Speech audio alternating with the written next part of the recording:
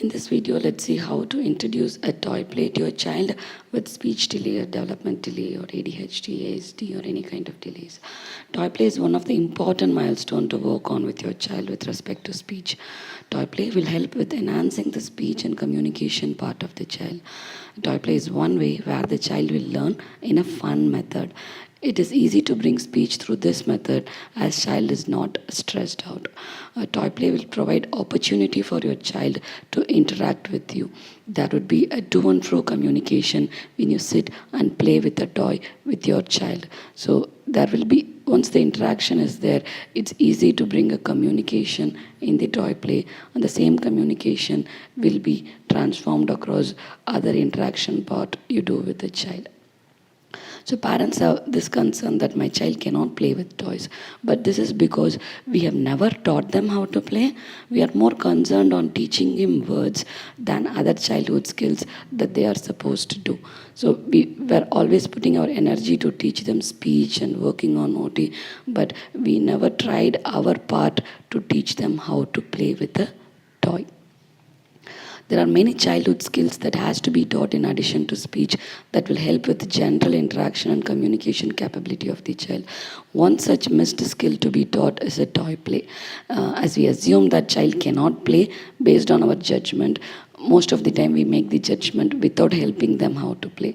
So let's try to help the child how to play, and then we will make a decision whether they cannot play or not. So just don't concentrate only on speech. There are many other aspects of speech like a toy play, interaction, finger pointing that has to be worked on to bring out the speech naturally. Just teaching words won't help. We don't teach what normal milestones that we are supposed to teach a child, and we expect the child to be normal, right? So let's teach all the normal milestones and then expect the child to be normal. So what mistakes we do is we try to teach something critical like toy play at wrong times, like when child is not in a good mindset to accept the activity, and we come to a conclusion that they cannot do a toy play. So they can indeed do a toy play if we do it at the right time and with right steps to follow without stressing them up. That's more important. So like how we are helping them with speech, we have to help them how to play to start with. Once they get a hold on to it, they will do wonders.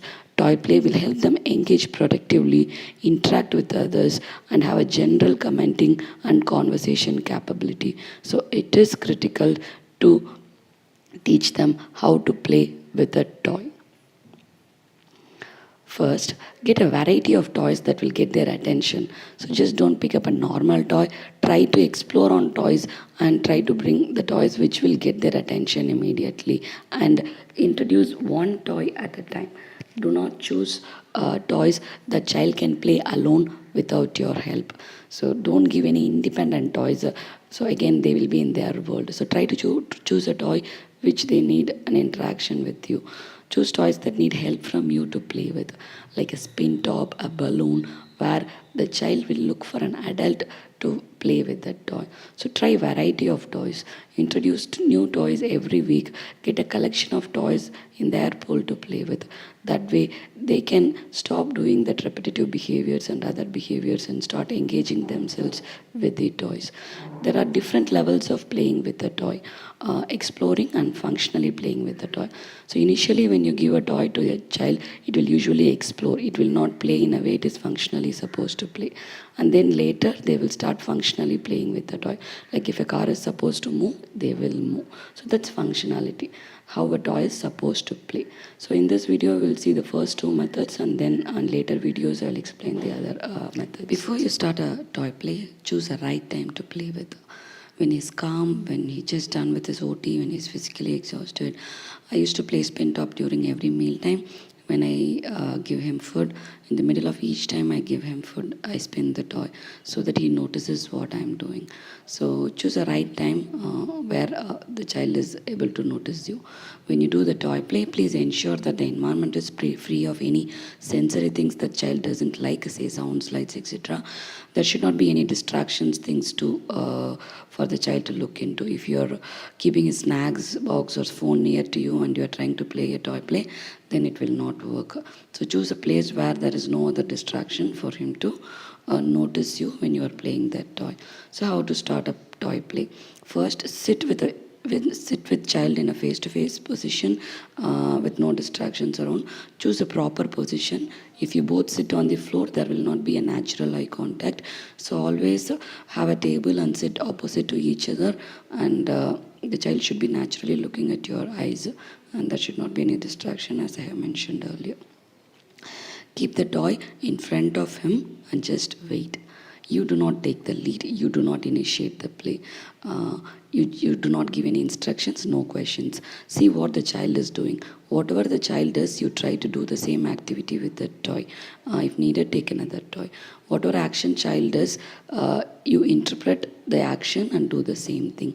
For example, if the child throws the toy, you also throw the toy. Say throw with a smile, and again take the toy and give it back to him. If he throws it again, you also throw it again. In this way, the child will start noticing you. So he will be having fun with you.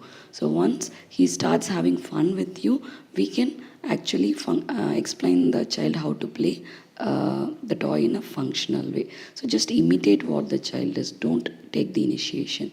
So just do this throw activity for a few days, post which the child starts noticing you. Once he starts noticing you, then you play with him, play with the toy functionally. Say if you have used a spin top, you screw and spin the top. Just use the word screw, screw when you screw, and spin when you actually spin the toy. No other extra verbal words you need to use during that interaction. Every day you make it a point that you play with the toy, in this case spin top, in front of him. Sit on a face-to-face position. If child is sitting on a chair, there should be a table next to him, opposite to him, and you sit on the opposite side on floor, so that there is a natural eye contact, as I mentioned earlier. Ensure that there is no distraction at all. Consistently play with the toy every day in front of him so that he starts noticing you. Don't ask him to play, just play in front of him. Just ensure that he is naturally noticing you play. Persistence is the key. Persistence. Keep doing it again and again. Take a toy, just keep playing with him for a week or even more than that. So just that he needs to notice you when you are playing. When you are playing, make it in a fun way. Take at least 1 week's time. You should have at least attempted playing the toy in front of him, say 50 times. If he doesn't show interest after that, then change the toy. But trust me, the child will definitely take up the toy and start playing with you. So keep it in a fun way. You become a child. You do it happily. Ensure that there is an eye contact. You always keep looking at his eyes when you do this one. So, for example, if it's a spin top game, you screw and spin the top. Once it is finishes spinning, give some time and see if the child takes and gives the spin top back to you. Most of the time, child takes the spin and throws it away. So you also throw, as I said earlier. Just see if he's trying to take the spin and giving it back to you. If he doesn't, handhold him once or twice. Otherwise, you can ask another adult to model by taking the toy and giving back to you so that the child notices you. If you notice in this whole process of playing, there is no expectation from the child to play. You just play. Only expectation is he has to notice. Make it fun. Clap your hands when he attempts to take the spin and give it to you. If you can include one more player also in the game, that will be useful. Don't ask the child to look by saying, look here. You just to be so expressive and exaggerating in whatever you are doing so the child notices you naturally. You become a child and play how a child plays. Some children notice if you clap, if you say wow. Follow the same procedures for other toys also. Find some toys that gets child's attention. So just keep it fun. Don't stress your child. So follow below rules when you sit with the child. Sit face to face. Eye contact should be there naturally. Sit at same level as child. Give huge appreciation and acknowledgement. Give a pause to this video and read out all the rules when you actually play with your child. So I have listed down all the rules which I have mentioned in my earlier videos also. Please follow all those rules when you sit and play. Do what the kid does. Include yourself by doing this. Use a specific keyword. Don't use too many words and confuse the child. Just use keywords pertaining to the play. Ensure that whatever word you use should be understood by the kid. So even if you use 2 words, that 2 words should be known to the kid. If the kid doesn't know, orient him in prior with visual cues, and then later you use those words in the play. So what are the don'ts? No demand on the child to talk. Verbal demand should be zero. Do not say the word say this. Do not initiate a communication. The child should take the lead and you should follow him. Do not use an independent toy for play. Child should be dependent on you to play with the toy. Do not use lot of words while communicating with the kid. Keep it simple. For children who have high sensory issues, choose right time to play with that is more important. If they're happy and calm playing in water, choose an interactive toy like water gun and follow the same procedures. So when he sits in the bathtub, you can play with him. First, let him take the lead. You do whatever he does, and then introduce the functionality of the toy, how it needs to be played, and then he will follow you. Some examples of toys you can introduce. Spin top. Choose spin tops that make good music and nice colors. Use the rules I have mentioned earlier with respect to spin top. If kids are sensory to sounds, use a milder version of the sound spin top. In India, you'll get a lot of varieties of spins which the child will be interested in. Just keep playing in front of them and they will get the interest to play with. And another important toy is magnetic blocks. They are the best toys, the toys a child will be interested in.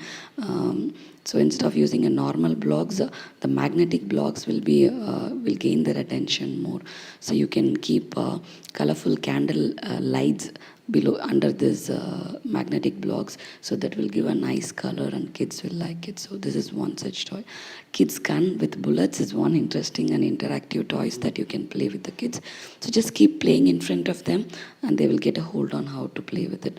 So always let them take the lead. Keep the bullet and gun and see what they are doing.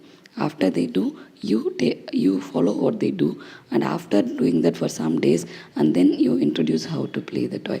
Again, don't teach them, just do what they wanted to do, just play with the toy. So similar playing item is water gun.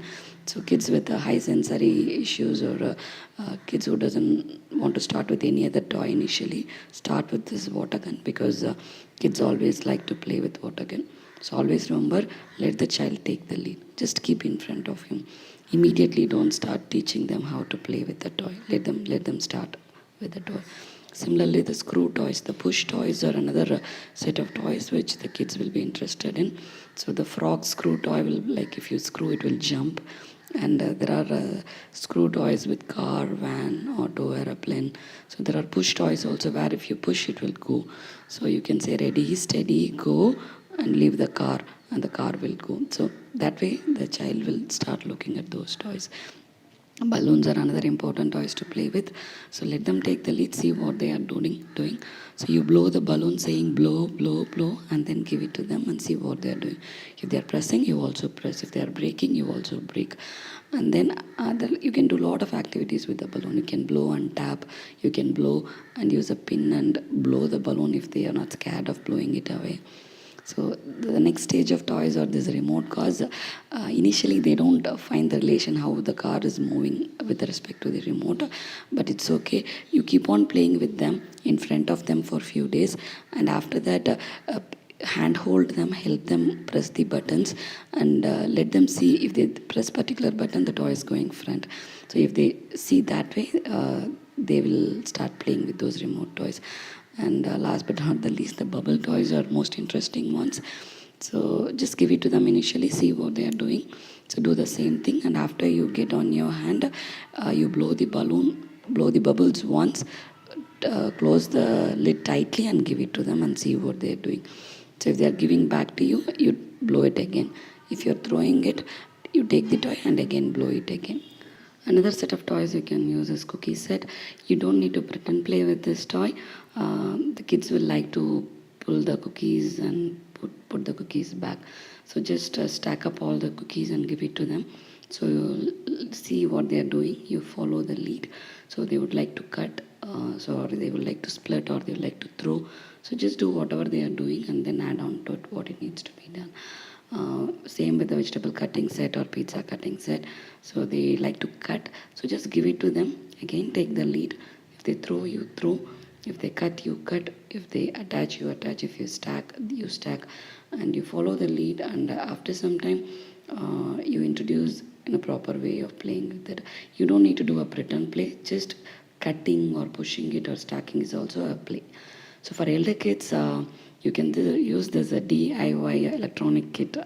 This is an excellent kit which I have been using with my child. So when you connect the battery, motor and the fan will run. And if you do the same thing, the lights will blow. So the kids will have fun doing this activity. They are seeing something happening in front of them, so they will feel happy. And some things like magnet. So in our childhood, we used to show this magnet in front of the matchsticks and the fire will come. So just be safe when you play this with your kid. So that thing, and you can also use magnet and some sand. So putting sand on the paper and putting the magnet on the bottom.